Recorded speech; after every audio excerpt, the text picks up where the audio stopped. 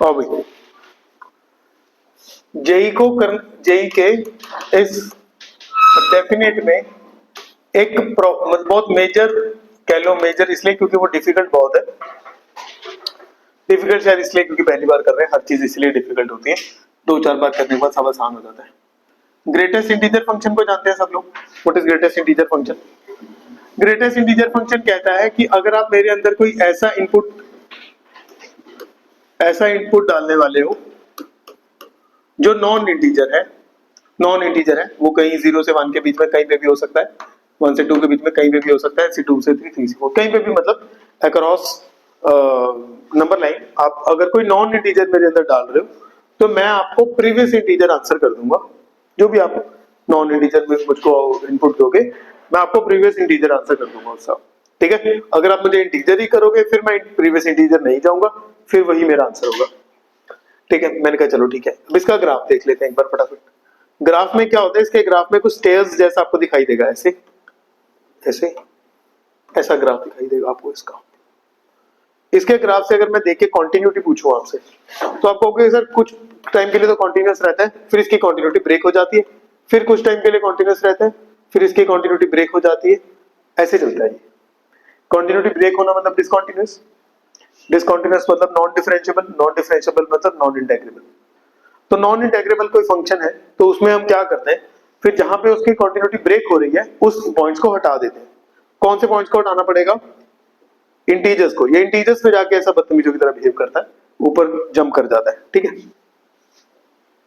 तो 1 2 3 4 ऐसे हर एक इंटीजर्स पे उसको प्रॉब्लम है।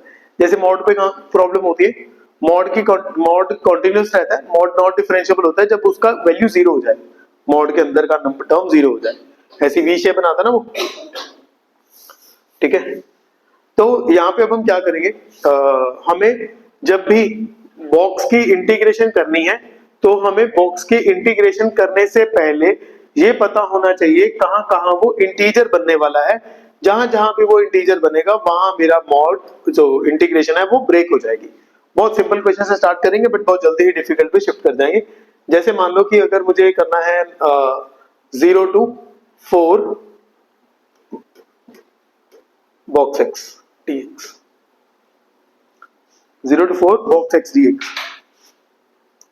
अब मुझे पता है कि मेरा बॉक्स कहां कहां मुझे इंटीजर आंसर करेगा। ये 1 पे इंटीजर आंसर करेगा, ये 2 पे इंटीजर आंसर, इस रीजन में देखना बच्चे 0 से 4 वाले इंटीजर रीजन में जब मैं इसको ये इनपुट्स दूंगा, 0 से 4 वाले सारे इनपुट्स दूंगा तो ये जाके 1 पे इंटीजर बनेगा, फिर ये 2 पे इंटीजर बनेगा, फिर ये 3 पे इंटीजर बनेगा, फिर 4 पे तो खत्म ही हो जाएगा। ठीक लग रही है बात यहां तक? ठीक है। जहां पे उसने बच्चे हमें प्रॉब्लम क्रिएट करनी थी वहां पे हमने ब्रेक कर दिया। उसने 1 पे प्रॉब्लम क्रिएट करनी थी क्योंकि 1 पे उसने 1 बन जाना था। 0 से 1 के बीच में इस बॉक्स ने क्या आंसर करना था? 0। इसकी एक अच्छी बात भी है, इंटीग्रेशन का झंझट ही नहीं, इंटीग्रेशन ब्रेक करने तक ही पहुंचना है। आ जाओ आ जाओ आ जाओ, बैठे जल्दी, फिर दोबारा शुरू कर लेंगे क्योंकि अभी जस्ट स्टार्ट ही किया।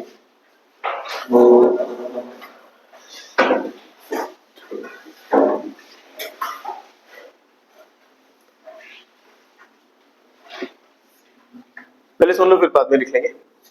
फिलहाल हम एक डेफिनेट के अंदर एक छोटा सा कॉन्सेप्ट पहले समझेंगे, फिर उसके क्वेश्चंस पे जाएंगे। कॉन्सेप्ट है ग्रेटेस्ट इंटीजर फंक्शन, जिसको फॉर शॉर्ट बॉक्स फंक्शन भी बोलते हैं। वो कैसे बिहेव करता है? वो कहता है अगर आप मेरे अंदर कोई नॉन इंटीजर इनपुट दोगे तो मैं प्रीवियस इंटीजर तक वैल्यू ले जाऊंगा। अगर आप कोई इंटीजर इनपुट दोगे तो जो इंटीजर इनपुट दोगे वो इंटीजर आउटपुट आ जाएगा। इसके ग्राफ की एक खास बात है कि ग्राफ इसका कुछ ऐसा दिखाई देता है, स्टेयर्स जैसा, पहले यहाँ फिर यहाँ फिर यहाँ से ऊपर ऊपर चलता जाता है। ये ब्रेक कहाँ पे होता है? ये इंटीजर्स पे जाके ब्रेक होता है।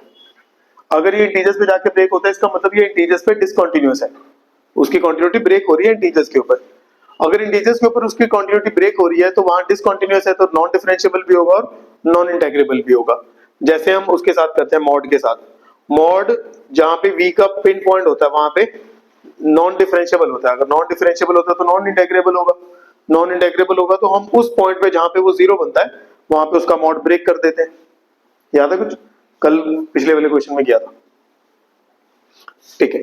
फिलहाल हमारा मतलब ये मॉड से लिंक हम ये बना रहे हैं कि जब फंक्शन हमारा नॉन इंटेग्रेबल होता है तो जहां पे नॉन इंटेग्रेबल है हम उन पॉइंट्स पे अपने इंटीग्रेशन को ब्रेक कर लेते हैं।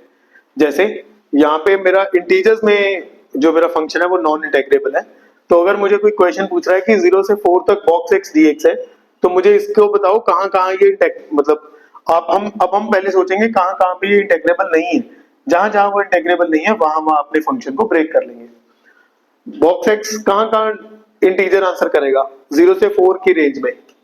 0 से 4 की रेंज में 1 पुट करोगे तो इंटीजर आंसर करेगा, 2 पुट करोगे तो इंटीजर आंसर करेगा, 3 पुट करोगे तो इंटीजर आंसर करेगा, 4 पुट करोगे तो इंटीजर आंसर करेगा। इसलिए मैंने उसको ब्रेक कर लिया 0 to 1, 1 to 2, 2 to 3, 3 to 4। ठीक लग रहा है यहां तक? अब अगली बात करते हैं। एक बार आपने उसको ब्रेक कर लिया, अब अगली बात क्या है? कहता 0 से 1 के अंदर अगर आप बॉक्स को कुछ इनपुट दोगे तो बॉक्स क्या आंसर करेगा? 0 dx। 1 से 2 के अंदर करोगे तो 2 से 3। बच्चे इसको देख लेना, अभी मैंने बहुत सिंपल रखा है तो इस पे बेस्ड आंसर डिसाइड नहीं हो रहा। ठीक है, ये डिसाइड करेगा। अगर 1 से 2 के अंदर इसको कुछ पुट करोगे तो 1 आंसर करेगा, 2 से 3 इसमें कुछ पुट करोगे तो 2 आंसर 2 करेगा, 3 से 4 इसमें पुट करोगे तो 3 आंसर करेगा। सिंपल है, पक्का? एक लेवल अप करते हैं, इसकी इंटीग्रेशन तो कर लोगे ना, वो हमारा टास्क नहीं है। ये बताओ 0 से 3 जब मैं इसके अंदर इनपुट्स दूंगा तो 0 देने पे इसका आउटपुट क्या आएगा? 0। 3 देने पे इसका आउटपुट क्या आएगा? 6। पक्का? बीच में कितने इंटीजर आने वाले? 1 2 3। ये बात समझ में आई मैंने क्या कर रहा हूं? दो चीजों का ध्यान, दो चीजों में प्रॉब्लम आपको मिक्सचर सा मिलेगा, इनपुट्स और आउटपुट्स का। पहले मैंने इनपुट्स डिसाइड किए कि अगर मैं इनपुट 0 और 3 दूंगा तो आउटपुट्स क्या आएंगे? 0 एंड 6। क्या क्या आउटपुट्स पॉसिबल है, ये कौन कौन से आउटपुट देगा? 0 से लेकर 6 तक क्या आउटपुट देगा? जिसके बीच में 5 आपको इंटीजर्स मिलेंगे, 5 आपको इंटीजर्स मिलेंगे। अब ये आउटपुट्स है, हमें पता है कि जैसे ही उसने आउटपुट 1 देना है उसने जंप कर जाना है। जैसे उसका इंटीजर आंसर आया उसने अगले इंटीजर पे जंप करना है। आउटपुट्स की बात कर रहा हूं। पर ये आउटपुट कब आएगा? 1 आउटपुट कब आएगा? 2x 1 कब आंसर करेगा? 2x 1 आंसर कब करेगा? जब x की वैल्यू कितनी होगी? नहीं, यही बात समझ। हाँ, आई बात समझ आई है क्या किया मैंने भी? थोड़ा थोड़ा उलझ रहा है ना? सोचो अभी तो 2x, अभी तो जब मैंने लॉग और एक्सपोनेंशियल करने तब कितना दिमाग उलझेगा। 2 कब आंसर करेगा?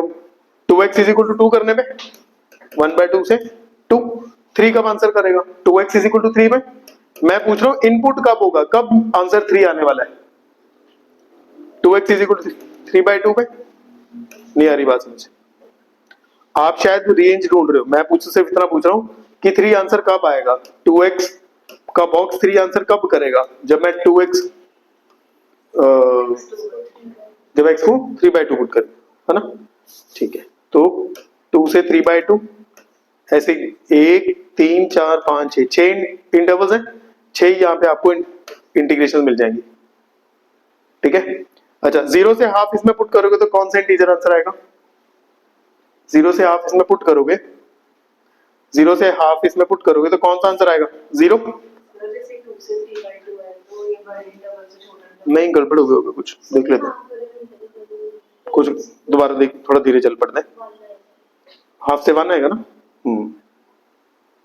यहाँ 1 आएगा, फिर वो 1 से 3/2 आएगा, फिर वो 3/2 से 2 आएगा। 3 तक ही तो जा पाना हमने, है ना? 0 से स्टार्ट होके 3 तक ही जाओगे।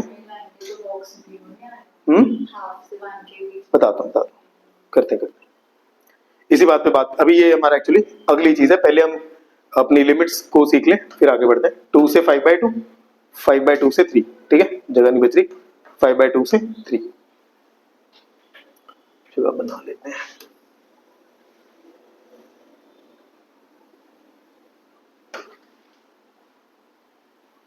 अब हमें सोचना है 0 से हाफ के बीच में, ध्यान से सोचना। 0 से हाफ के बीच में, 0 से हाफ के बीच में ये बॉक्स क्या आंसर करने वाला था हमें? आप 0 पहला इनपुट दो, फिर हाफ लास्ट इनपुट दो। 0 से हाफ में 1 आंसर, 0 से हाफ के अंदर क्या आंसर करना था इसने? 0। अगर मैंने इसमें हाफ डाला तो क्या आंसर आएगा? 1। और 3/2 डाला तो इसने क्या आंसर देना? 3/2 आंसर डालने पे 3, और 1 से 3 बचे, मैंने हाफ डालना है बॉक्स के अंदर। नहीं नहीं, बॉक्स में से बाहर आता फिर तो समस्या ही खत्म थी, फिर तो कुछ चक्कर ही नहीं था। 2 3/2 डालो, 1 से 3, तो यहाँ पे क्या आएगा? अब हमें ये सोचना है कि जब मैं इनपुट 1/2 दूंगा इसको, ठीक है, 1/2 से 1 के बीच में एक ही रहना चाहिए था, दो क्यों आ रहे हैं? 1 0 से हाफ से 1 जाना था ना, सॉरी हाफ से 1 जाना था। एक बार अपनी बात दोबारा बोलता हूँ, पहले मैं इसमें हाफ पुट करूंगा, हाफ पुट करूंगा तो क्या आएगा? 1 1 पुट करूंगा, ये ऊपर वाला देखो, 1 पुट करूंगा तो 1 से 2 के बीच में, इंटरवल की बात करो नॉट बाउंड्रीज, 1 से 2 के बीच में क्या आंसर करता? 1, प्रीवियस इंटीजर ही आंसर करता है ना। आई होप ये बात समझ में आगे आ जाएगी कि 1 पुट, ये वैसे एक्चुअली ना बाद में करने की जरूरत नहीं पड़ती, अगर आप सही तरीके से चल रहे हो तो ये नंबर्स इंक्रीजिंग ऑर्डर में चलते हैं, 0 1 2 3 4 5, ठीक है, पता लग रहा है? वो जो मेहनत हमने करनी थी वो यहाँ कर ली है, ये लिमिट जोड़ने में, ये सबसे मेहनत करने वाला काम है। एक बार ये मिल गया, आपको पहला नंबर पता लग जाए, बस फिर सक्सेसर्स ही आगे एक एक बढ़ता ही जाएगा आगे। ठीक लग रहा है? मुश्किल करते हैं थोड़ा सा,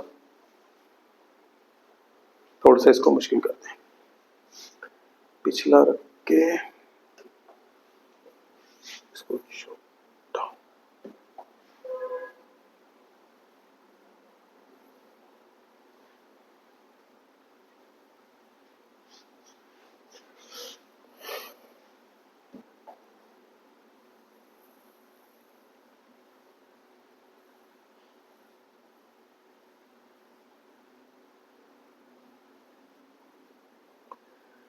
ठीक है।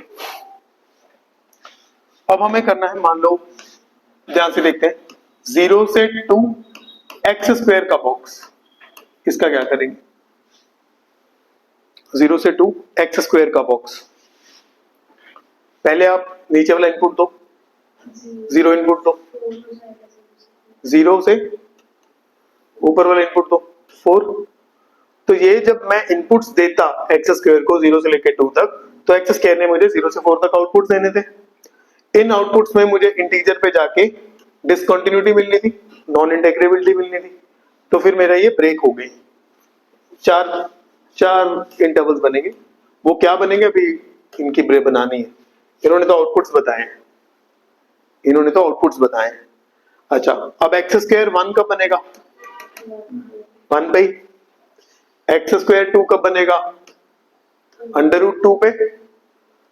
एक्स स्क्वायर 3 कब बनेगा?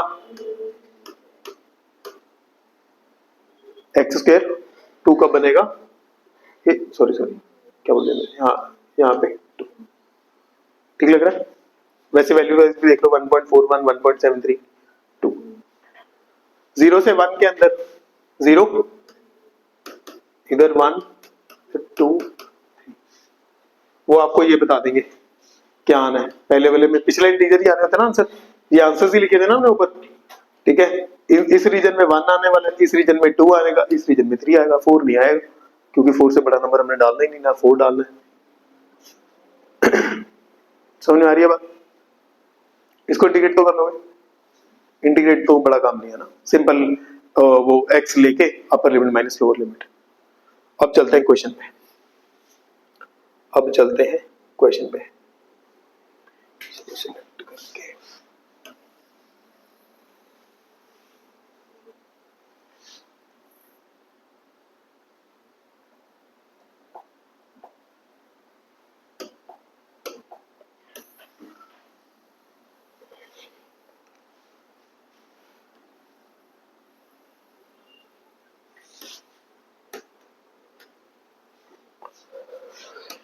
आ जाओ भाई। क्वेश्चन क्या कह रहा है?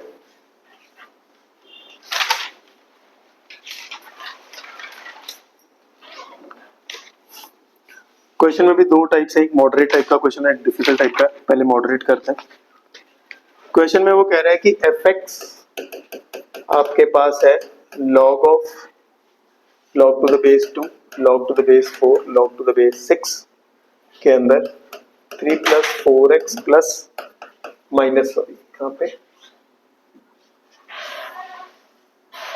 माइनस एक्स स्क्वायर, ये है। कहता है अगर इसकी डोमेन, ध्यान से सुनना, अगर इसकी डोमेन ए से बी है तो, पहले तो हमें डोमेन निकालनी पड़ेगी। कहता है अगर इसकी डोमेन ए से बी है तो आपने फाइंड करना है, मेरा कौन बज रहा है? हाँ जी जी। अगर मेरी डोमेन ए से बी है तो आपको फाइंड करना है इंटीग्रेशन ए से B minus A box of x square dx। Further इसको सॉल्व करके जो आपका आंसर आएगा उसमें आपको मिलेगा p minus under root q minus under root r, जिसमें जीसीडी है पी क्यू आर का 1,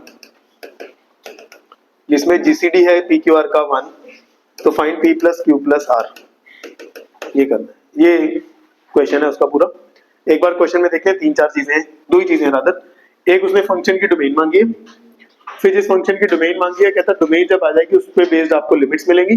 फिर आपने बॉक्स एक्स स्क्वायर की इंटीग्रेशन मांगी है उसमें, ठीक है। ये तो जब इसका आंसर आ जाएगा तो उस पर बेस्ड पी क्यू आर वहां से निकाल के ऐड करना है। तो दो मेजर काम है, डोमेन और इंटीग्रेशन। डोमेन नहीं निकलेगी तो फिर लिमिट्स नहीं मिलेगी, है ना। डोमेन के बिना बात नहीं बनेगी। डोमेन के लिए जरा सा लॉग को फटाफट रिकॉल कर लेते हैं।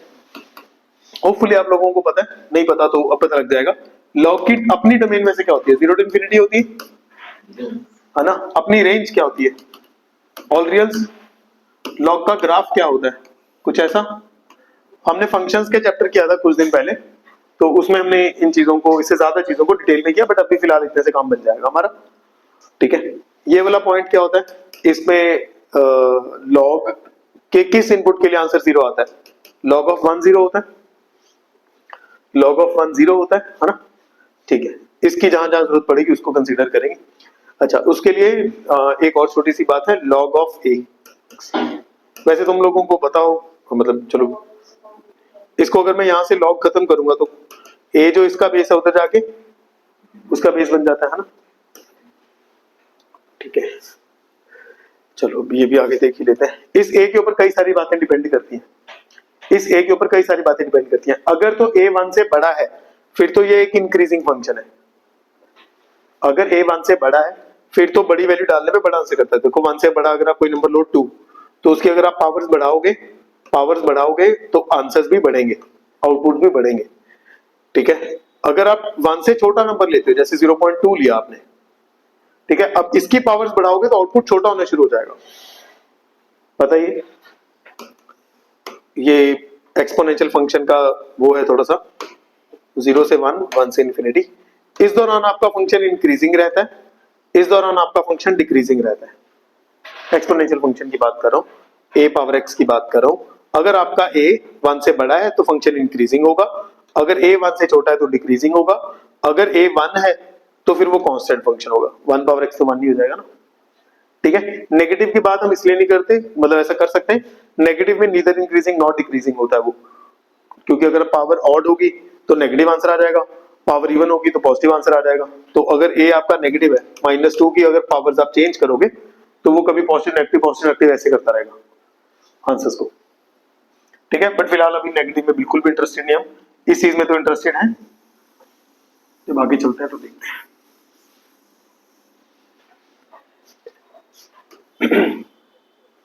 इसकी डोमेन की बात करनी है। 3 लॉग है। लॉग 2 के अंदर क्या क्या पड़ा है अभी? लॉग 2 के अंदर ये सब पड़ा है। तो क्या ये कहना ठीक रहेगा कि जो चीज लॉग के अंदर है, जो चीज लॉग के अंदर है, पहले वाले लॉग के अंदर है, वो क्या है? log 4 log 6 3 plus 4x minus x square, ये चीज ग्रेटर देन 0 होगी। लॉग की अपनी डोमेन तो ग्रेटर देन 0 होगी। इस लॉग ने बोला मेरे अंदर जो इनपुट्स आएंगे वो पॉजिटिव ही हो सकते हैं। फिर एक लॉग जो है वो इंक्रीजिंग फंक्शन है। इंक्रीजिंग फंक्शन की खास बात होती है, अगर एक number x less than y है, अगर कोई इंक्रीजिंग फंक्शन आप उसमें इंट्रोड्यूस करो बोथ साइड, तो आप इंट्रोड्यूस कर सकते हो, साइन चेंज करने की जरूरत नहीं होती। अगर आप कोई ऐसा फंक्शन इंट्रोड्यूस करो x लेस देन y है, अगर आप दोनों साइड ऐसा फंक्शन अप्लाई करना चाहो जो डिक्रीजिंग हो तो आप कर सकते हो, साइन चेंज हो जाएगा। पर अगर आप कोई ऐसा फंक्शन लगाना चाहते हो जो इंक्रीजिंग डिक्रीजिंग मिक्स है, फिर आप वो नहीं लगा सकते। समझ में आया मैंने क्या बोला अभी? अगर कहीं x लेस देन y है, अगर आपने इंक्रीजिंग फंक्शन लगा दो, कोई प्रॉब्लम नहीं है।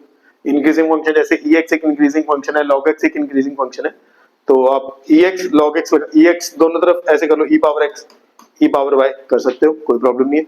आप दोनों तरफ log लगा सकते हो, कर सकते हो, कोई प्रॉब्लम नहीं है, ठीक है। पर अगर आप डिक्रीजिंग फंक्शन लगाना चाहते हो, वो भी लगा सकते हैं, कोई प्रॉब्लम नहीं है। जैसे डिक्रीजिंग फंक्शन है 1/x, ठीक है, तो आप दोनों तरफ रेसिप्रोकल कर दो, पर इस बार आपको बस साइन चेंज करना पड़ेगा। अगर आप कोई ऐसा फंक्शन लगाते हो जो नीदर इंक्रीजिंग नॉट डिक्रीजिंग है, जैसे sin x बढ़ता है कम हो जाता है, बढ़ता है कम हो जाता है, जो मिक्स है इंक्रीजिंग डिक्रीजिंग, वो आप यहाँ पे अप्लाई नहीं कर सकते अनलेस स्ट्रिक्ट कंडीशंस गिवन हो साथ में कुछ, ये अप्लाई नहीं कर सकते। या तो वो x और y के ऊपर कुछ कंडीशंस हमें गिवन हो, ठीक है, क्योंकि हमें पता नहीं वो इंक्रीजिंग बिहेव करेगा कि डिक्रीजिंग बिहेव करेगा। बात समझ में आ गई यहाँ तक? तो log एक इंक्रीजिंग फंक्शन था, ठीक है, एक्सपोनेंशियल भी एक इंक्रीजिंग फंक्शन है। मैं बोथ साइड पे एक्सपोनेंट कर रहा हूं, एक्सपोनेंट किसका? 4 का, बोथ साइड 4 की पावर कर रहा हूं, बोथ साइड 4 की पावर कर रहा हूं। अभी मैंने ये जो इतनी मशक्कत करी थी पीछे वो समझाने में, वो यही कर रही थी कि a की पावर सॉरी a की वैल्यू अगर 1 से बड़ी होगी तो इंक्रीजिंग फंक्शन होगा, a की वैल्यू अगर 1 से बड़ी होगी। मैं दोनों तरफ 4 की पावर कर रहा हूं, इसको भी 4 की पावर ले रहा हूं, इसको भी 4 की पावर ले रहा हूं। मेरा जो a है 1 से बड़ा है, इंक्रीजिंग फंक्शन है, तो इसको कोई फर्क नहीं पड़ेगा, 4 और ये लॉग आपस में कट जाएंगे।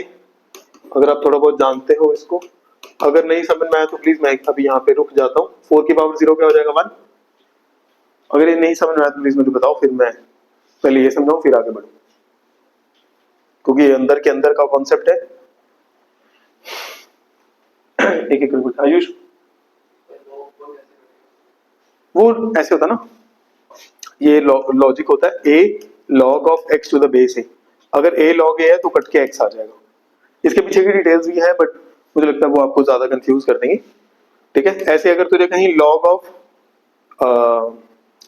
a to the a power x मिले, अगर बेस और इनपुट, ये इनपुट है ये बेस, ये दोनों सेम हो जाए तो ये आपस में पूरा खत्म होके सिर्फ यही बचता है, ठीक है। तूने शायद वो पढ़ा होगा log of 10 1 होता है, पढ़ा फिजिक्स या केमिस्ट्री में?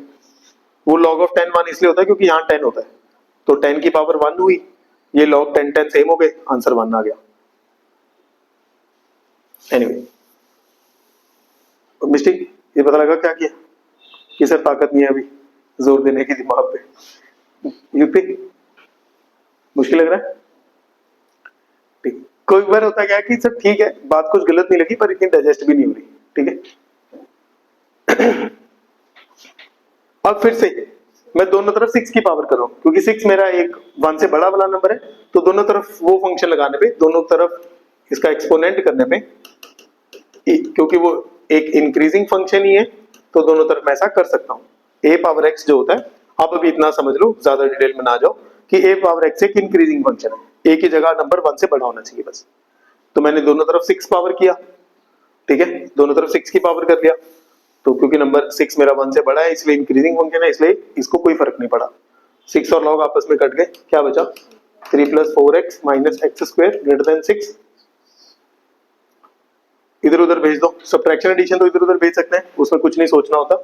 सब्ट्रैक्शन एडिशन भेजने के लिए -x² इस तरफ आके +x² हो जाएगा, -4x, इसको दोबारा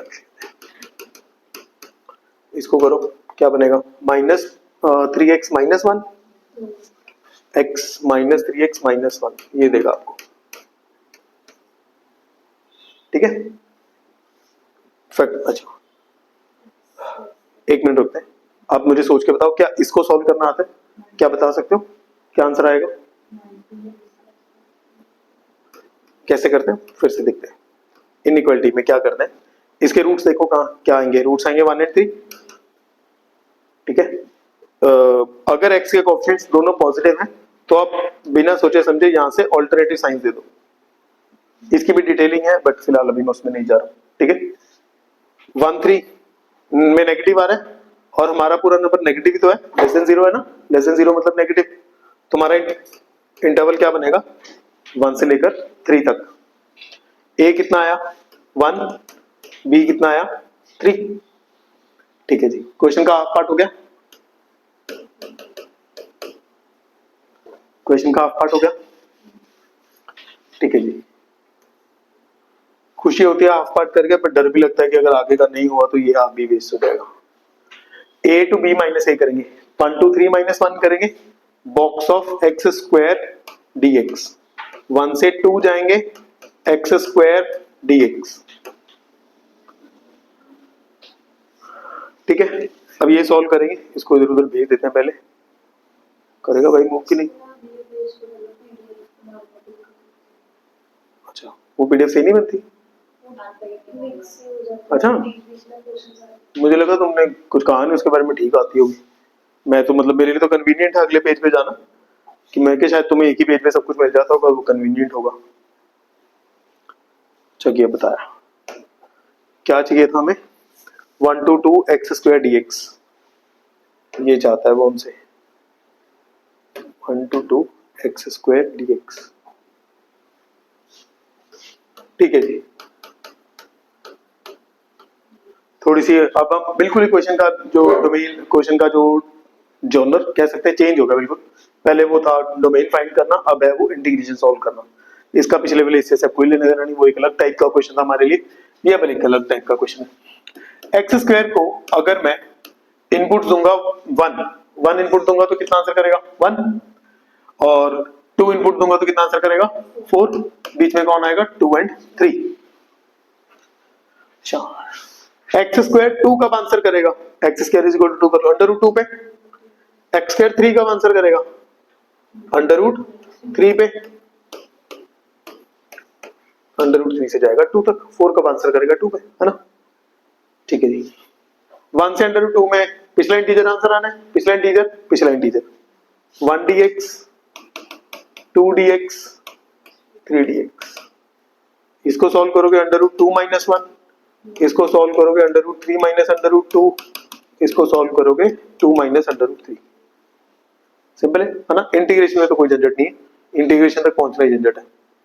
under root 2 minus under root 2, under root 2 वाली दो टर्म्स होगी, माइनस अंडर रूट 2 आ जाएगा, माइनस माइनस आएगा ना। ठीक है, रूट 3 वाली टर्म्स देखें कौन कौन सी है, 2 root 3 minus 3 root 3 minus 3 root 3। ठीक है, कांस्टेंट टर्म्स देख लेते हैं, -1 प्लस 6 प्लस 5, इसको थोड़ा रीअरेंज करेंगे तो कुछ ऐसा दिखेगा। वापस चल के क्वेश्चन देखते हैं, क्वेश्चन में उसने पी क्यू आर की कुछ बात की थी, p minus q minus r, मेरा एक 5 आ रहा है, ये क्यू 3 आ रहा है, आर 2 आ रहा है, ऐड करो, जीसीडी 1 है, चेक कर लेना एक बार। ठीक है, जीसीडी मतलब एचसीएफ आनी है इन तीनों का, तो ऐड करके 5 प्लस 3 प्लस 2 कितना आ जाएगा 10, सम मांगा ना उससे लास्ट में। ठीक है, पक्का। ये चीज जो होती है ना पीछे आती है, ये चेक करने के लिए होती है कि आपके आंसर ठीक है कि नहीं।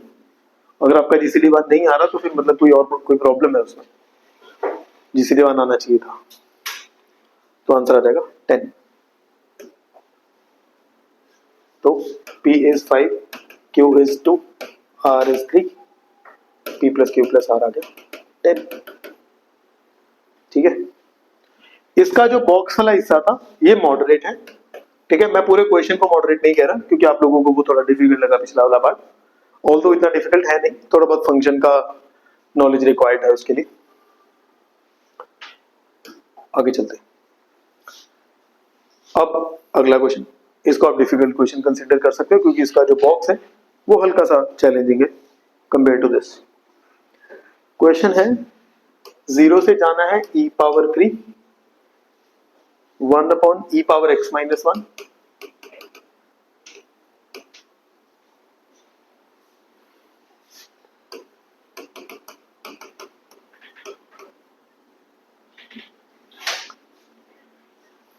ये पूरे के ऊपर है। हाँ भाई, बड़ी इंपॉर्टेंट बात है, बॉक्स पूरे के ऊपर है, तो इससे काफी फर्क पड़ता है इस बात से। ठीक है, बॉक्स है 1 अपॉन ई पावर x माइनस 1,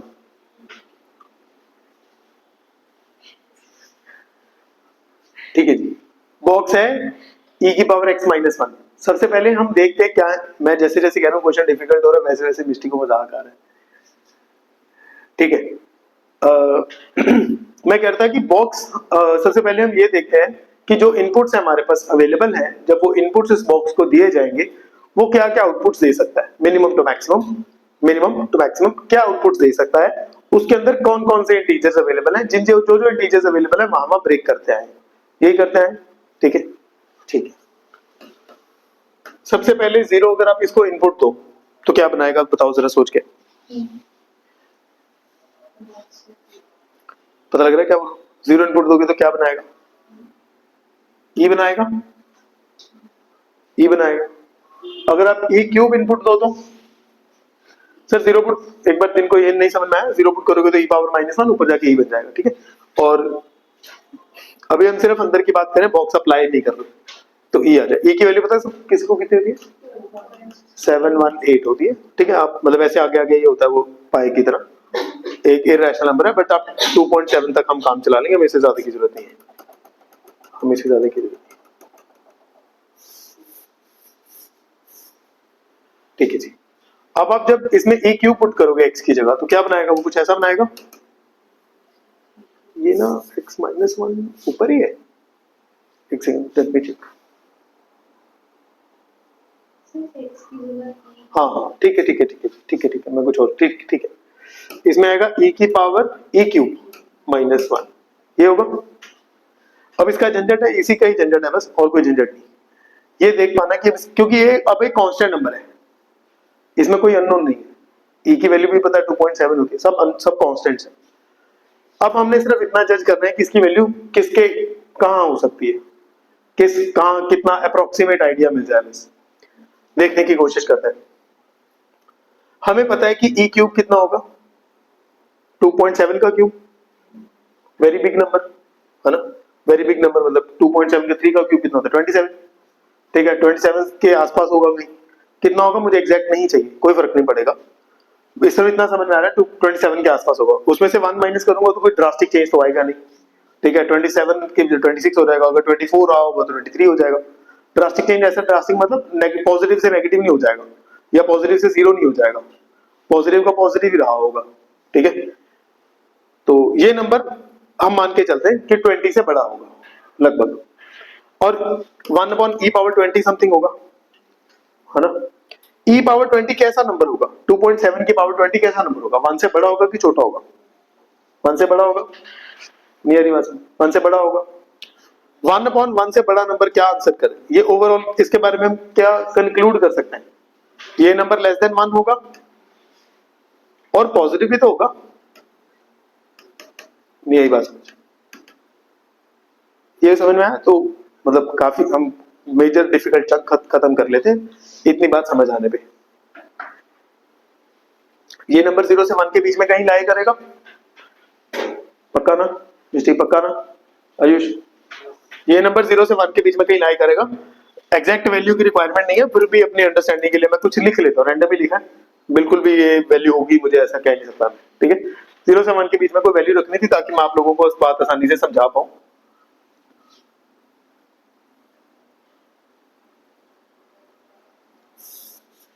अच्छा ये छोटी वैल्यू हुई ना, फिर ये वाली वैल्यू छोटी हुई, ये वाली वैल्यू छोटी हुई और ये ई वाली वैल्यू बड़ी हुई, समझ रहे हो मैं क्या कह रहा हूँ? ये वाली वैल्यू छोटी हुई और ई वाली वैल्यू बड़ी हुई, तो आप उसको फिर आगे पीछे उस अकॉर्डिंग रख लो, समझ में आ रही है? मैं कहना चाह रहा हूँ कि जब ये वाले नंबर इसमें डाले जाएंगे, 0 डाला जाएगा तो ई आएगा, ई पावर क्यूब डाला जाएगा तो 0.2 के आसपास का भी नंबर आने वाला है। अच्छा अब इस दौरान इसके बीच में ये 2 पॉइंट समथिंग है अभी, ये 0.2, इसके बीच में कौन कौन से इंटीजर आने वाले हैं? 1 आने वाला है और 2 आने वाला है, 3 तो नहीं आएगा, 0 भी नहीं आएगा उधर से, समझ में आ रही है इतनी बात, पक्का? अच्छा तो इसके 2 रीजन बनने वाले हैं, एक मिनट अब बोलो, अब बोलो क्या कहना। वो जरूरी नहीं होता ना, तो शायद ये कहने लगे कि सर वो इधर लिखो 0.2 इधर लिखो, ये कहना चाह रही है ना। पता क्या हुआ, जब मैंने ये फंक्शन जो था ना एक्चुअली में डिक्रीजिंग फंक्शन है, 1/e है ना, ex खुद वैसे इंक्रीजिंग होता है बट 1/ex डिक्रीजिंग फंक्शन हो जाता है। तो जीरो पे वैल्यू बड़ी आनी थी, ए क्यूब पे वैल्यू छोटी ही आनी थी। तो बट जब नंबर लाइन हम बनाते हैं तब हम हमेशा इंक्रीजिंग से डिक्रीजिंग की तरफ बढ़ते हैं।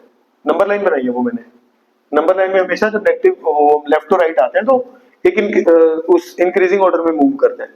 तो इसका एग्जैक्ट वहां मेंशन होना, ये कोई ग्राफ होता ना फिर जरूरी था कि सर जीरो वाला पहले प्लॉट करो, एक्स वाला ई क्यूब वाला बाद में प्लॉट करो। ठीक है, ग्राफ में जरूरी होता है कि आप ऑर्डर फॉलो करो। नंबर लाइन कहती है कि छोटे से बड़े की तरफ ही जाओ। मुझे पता था इसने छोटा देना तो मैंने इसको पहले लिख लिया। समझ में आ रही बात कि वहां ऐसा एग्जैक्ट सेम ऑर्डर क्यों नहीं फॉलो किया? यहां तक क्लियर है सबको? ठीक है जी। तो पहला जो ब्रेक आना है, हम यहां से मैं एटलीस्ट इतना पता लग गया कि हमारा एक ब्रेक 1 2 3 तीन अपने वो बनने वाले हैं। ठीक है, कहां से स्टार्ट होंगे देखते हैं जरा क्या आएगा, मतलब वो देखते हैं जरा। स्टार्टिंग तो जीरो से ही होनी है ना? स्टार्टिंग तो जीरो से होनी है, एंडिंग कहां पे होनी है? ई क्यूब पे। एंडिंग कहां पे होनी है? ई क्यूब पे। अब इस नंबर ने 1 अपॉन ई पावर एक्स माइनस 1 ने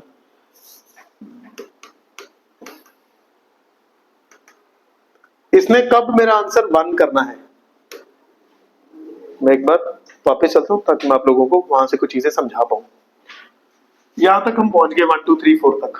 अब हम ये वाली लिमिट जोड़ने जा रहे हैं, ये वाली, ये दोनों लिमिट जोड़ने जा रहे हैं। ये कैसे ढूंढते थे? हम कहते थे कि एक्स स्क्वायर 2 कब बनेगा? आप कहते थे सर एक्स स्क्वायर 2 बनेगा अंडर रूट 2 पे, यही करते थे। ये सेम चीज मैं यहां करने लगा हूं। मैं पूछ रहा हूं कि 1 अपॉन ई पावर एक्स माइनस 1 1 कब बनेगा? करते हैं इसको, है ना, सॉल्व कर लेते हैं पहले ताकि हम अगला वाला भी फिर समझ पाएंगे। इसको ऊपर ले जाके लिख लो 1 माइनस एक्स, दोनों तरफ लॉग ले लो, log e of 1 minus x, log 1। ये 1 माइनस एक्स उठ के आगे आ जाएगा, लॉग और ई 1 होते हैं, पता है? लॉग और ई 1 इसलिए होते हैं क्योंकि यहाँ पे बेस हमारा ई का होता है।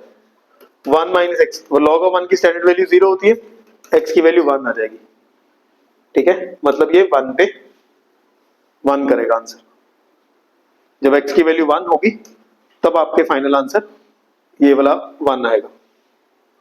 नहीं आ रही बात? पक्का? अब इसी को देखो किस वैल्यू के लिए ये 2 आंसर करता है,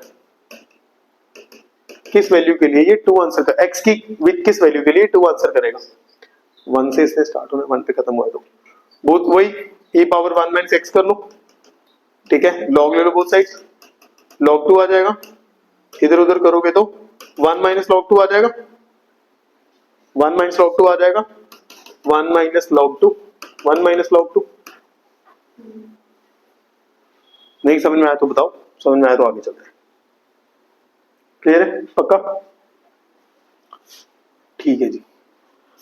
इस दौरान पिछला इंटीजर कौन होगा? यहां से लेके 1 से पहले पहले पिछला इंटीजर कौन सा होगा? 0। 1 से 2 में पिछला इंटीजर 1, 2 से 2.7 में पिछला इंटीजर 2। कर पाओगे? इंटीग्रेट कर लो, बस बचा क्या था? 1 अगले पेज पे कर ले, यहीं पे एडजस्ट कर लेते हैं, थोड़ा पेन छोटा कर लेते हैं।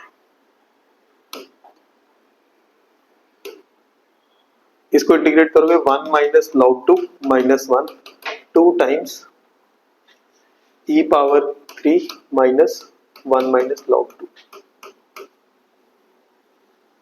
सोल्व करो, बताओ जरा क्या आंसर बन रहा है?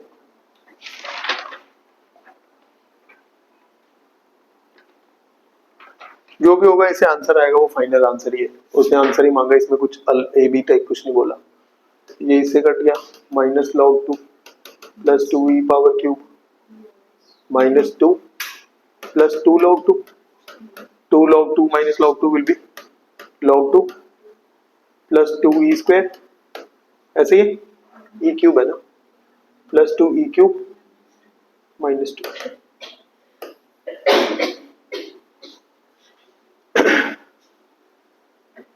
ठीक लग रहा है? एक बार मैं देखता हूँ क्वेश्चन एग्जैक्टली क्या पूछा था उसने, शायद मैंने क्वेश्चन देख लेते हैं।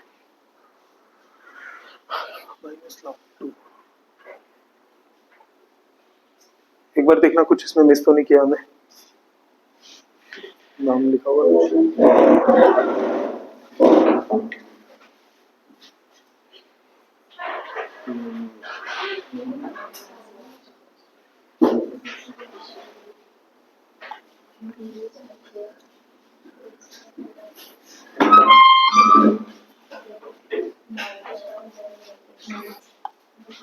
ठीक है जी, यहां तक अगर सारी बात समझ में आई है तो आगे चलते हैं।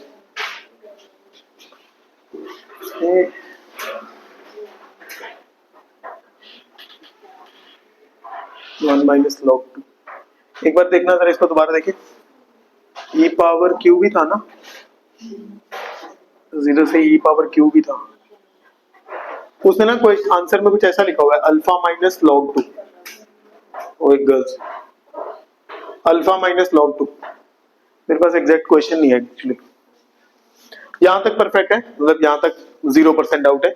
ठीक है, बस उसके आंसर में कुछ अल्फा माइनस लॉग 2 जैसा आ रहा है, तो और अल्फा उसका कैसा आ रहा है,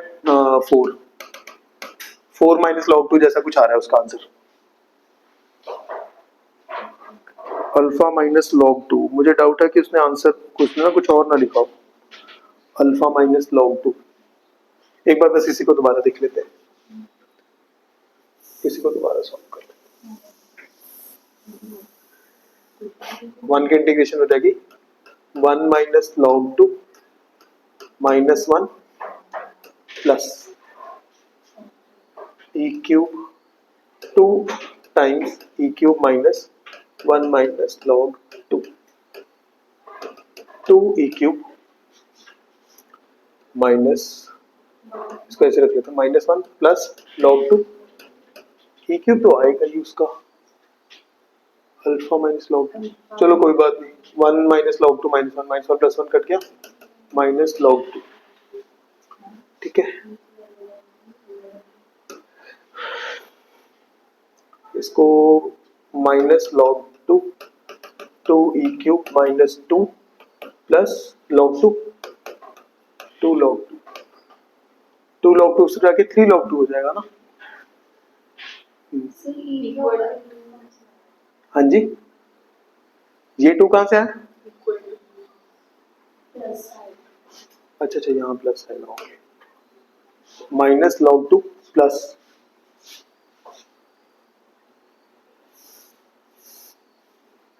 माइनस लॉग 2 प्लस 2 लॉग 2 हो जाएगा, minus 2 minus 2 E cube plus 2 E cube. ठीक है, ठीक है, फिर उसमें मैंने कुछ मिसमैच लिखा होगा डेफिनेटली। मैंने एक्चुअली ना पूरा क्वेश्चन लिखा नहीं हुआ, मैंने सिर्फ सॉल्व किया था, तो यहाँ तक मैंने किया हुआ है, सॉल्व इसके आगे छोड़ा हुआ है क्योंकि सिंपल था। मेन पार्ट था हमारा ये समझ पाना, अगर आप समझ सकते हो तो, कि यहाँ तक कैसे पहुंचेंगे भाई ये चीज। ठीक है, ये कैसे बनेगी, ये कैसे बनेंगे दोनों, बाकी सब कोई दिक्कत नहीं है। ठीक है, ये समझ पाना कि ये नंबर 0 से 1 के बीच में होगा। ठीक है, और छोटा नंबर हम पहले लिखना, बड़ा बाद में लिखना है, ये सब चीजें समझ पाना इसका मेन काम है। उसके आंसर के बाद जो भी आंसर है वो सिंपल सही है।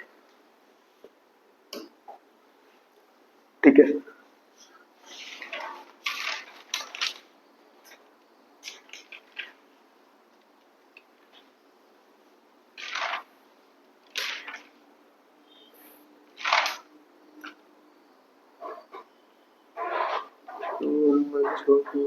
ठीक है जी, नेक्स्ट क्वेश्चन देखो। डेफिनेट के क्वेश्चन है, एकदम हैवी टाइप के क्वेश्चन है। y is equal to f x, कह रहा है इज अ सॉल्यूशन ऑफ, कहता है y is equal to f x solution है एक डिफरेंशियल इक्वेशन का, जो कि डिफरेंशियल इक्वेशन ऐसी दिखाई देती है।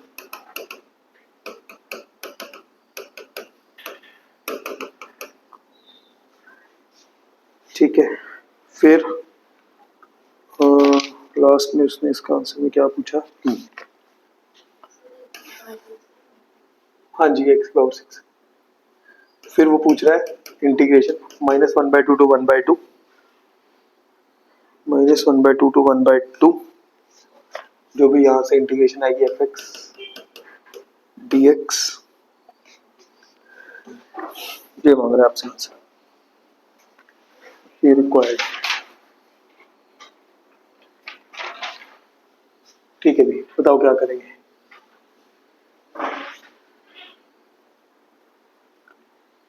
सबसे पहले डिफरेंशियल इक्वेशन देखिए, बताओ क्या कर सकते हैं। Do you know how to solve this? Differential equation में हमारे पास या वेरिएबल सेपरेबल है, या होमोजीनियस है, या लीनियर है। होमोजीनियस और लीनियर की पहचान करनी हमें आनी चाहिए। लीनियर होमोजीनियस की पहचान होती है कि हर एक टर्म में नंबर ऑफ वेरिएबल सेम होते हैं, ठीक है। और लीनियर डिफरेंशियल इक्वेशन की पहचान होती है कि आपके पूरी डिफरेंशियल इक्वेशन में एक वेरिएबल सिंगल दिखाई देगा, इधर एक्स और वाई। जो सिंगल दिखाई दे रहा है उसके अलावा सारा फंक्शन जो है, सारी डिफरेंशियल इक्वेशन दूसरे वेरिएबल में होगी। जैसे यहाँ पे एक y दिखाई दे रहा है, बाकी सारा x है, मिक्स नहीं है। ऐसा नहीं कि y यहाँ भी है वहां इधर उधर फैला हुआ है, ऐसा है, ठीक है। वैसे आप लोगों ने अगर मतलब डिफरेंट वो पढ़ी है लीनियर डिफरेंशियल इक्वेशन, तो आपको उसके अकॉर्डिंग तो इक्वेशन आसान ही है। p of fx is equal to q, p of p y is equal to q। तो काफी क्लियरली उसमें मतलब वो किया ही नहीं है, मिसमैच, खिचड़ी पकाई ही नहीं है, बहुत क्लियरली आपको दिखाई d by x plus p y is equal to q, बहुत क्लियरली ही दिखाई है, ठीक है। तो मतलब हमें डिफरेंशियल इक्वेशन का जादू यहाँ चलाने की जरूरत है नहीं, अपना सिंपल सा ही वो जो डिफरेंशियल इक्वेशन हमारे लिए तो बहुत सिंपल है। तो पहले इंटीग्रेटिंग फैक्टर निकालेंगे। Integrating factor e to the power p dx, p की जगह क्या आ जाएगा, x upon x square minus 1 dx, 2 से मल्टीप्लाई डिवाइड कर लें, 2 से मल्टीप्लाई डिवाइड कर लें, बहुत जबरदस्त बात आगे आने वाली है। इसका इंटीग्रेशन क्या बन जाएगा, लॉग ऑफ। जब भी हम इंटीग्रेशन में लॉग लिखते हैं ना, तो आप आंसर्स में चेक करोगे उसने हमेशा मॉड लिखा होता है, ध्यान दिया कभी, मॉड लिखा होता है। क्यों लिखा होता है, मॉड हैज टू बी, अगर log has to be positive, है ना, हम रिस्क नहीं ले सकते। उसने बीच में ना इसके एक कंडीशन दी हुई थी एक्चुअली, उसके कारण ये इंपॉर्टेंट है। उसने बीच में बोला हुआ था x लाइज बिटवीन -1 and 1, ठीक है। वैसे मॉड को इग्नोर कर जाते हैं, ज्यादा ध्यान नहीं देते, बट यहाँ पे ध्यान देना पड़ेगा क्योंकि उसने x के ऊपर कंडीशन दे रखी है -1 to 1। अगर आप इसमें -1 to 1 नंबर्स पुट करते हो तो ये नेगेटिव इनपुट देगा, नेगेटिव आउटपुट देगा x के में, अगर आप -1 to 1 दोगे, ठीक है। मैं चाहता हूँ आप ऐसे ही सोच लो, नहीं तो इसको अलग से सॉल्व करके भी दिखा सकते हैं, बट फिर वो पेपर में आपके पास उतना टाइम नहीं होगा कि आप इसको ढूंढते फिरो कि x स्क्वायर -1 की क्या कंडीशन है। अब ऐसे ही आपको समझ में आना चाहिए, एक्स स्क्वायर है, 1 से छोटा नंबर पुट करोगे तो नंबर और छोटा हो जाएगा, यही करते हैं ना, बताया था ना मैंने भी डिस्कशन में। 1 से छोटा नंबर पुट करूंगा तो नंबर और छोटा हो जाएगा, क्योंकि नंबर और छोटा हो जाएगा तो उसमें से 1 माइनस करेंगे तो नेगेटिव आ जाएगा, नेगेटिव आ जाएगा तो फिर मॉड को नेगेटिव चेंज करने के लिए खुद से नेगेटिव देना पड़ेगा। ऐसे ही करता है मॉड, क्या करता है, मॉड कहता है अगर नेगेटिव इनपुट दोगे तो मैं एक नेगेटिव दे दूंगा, नेगेटिव नेगेटिव पॉजिटिव हो जाएगा।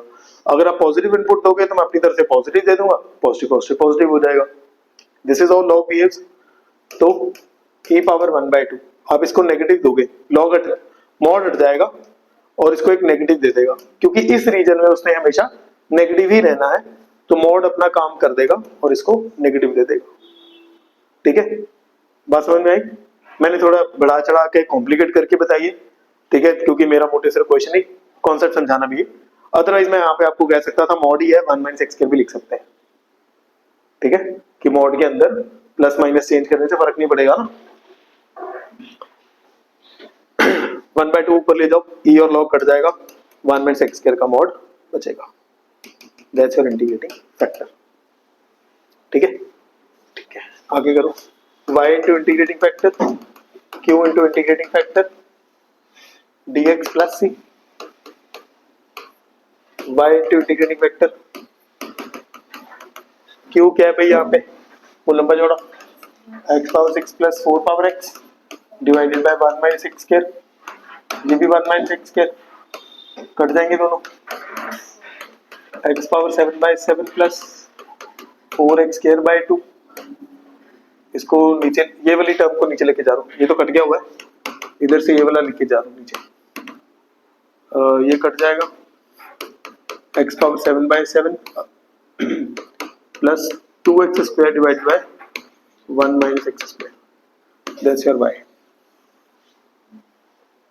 That's your y। ठीक है, ये आपका fx आ गया। अब इसके आगे वो इंटीग्रेशन मांग रहा है, अब इसके आगे वो इंटीग्रेशन मांग रहा है। अगले पेज पे चले तो इंटीग्रेशन में उसने लिखा है 6 minus half to half x power 7/7 plus 2x square था ना, 1 minus x square under root. ठीक है, एक बार जस्ट रीचेक कर लो ताकि कुछ गड़बड़ ना हो। 2x स्क्वायर है, नीचे 1 माइनस एक्स स्क्वायर है। 2, ये 2 कहाँ से आया, 4 था क्वेश्चन में, इंटीग्रेशन से 2 कट गया। ठीक है, करो भाई। माइनस ए से ए देख के हमें पता लगता है कि अगर बीच में ऑड फंक्शन आया तो उसकी तो इंटीग्रेशन 0 ही हो जाएगी। याद है ऑड इवन फंक्शन? पक्का पता है यूपी? ऑड फंक्शन में minus A to A integration 0 देती है ना, डेफिनेट वाली।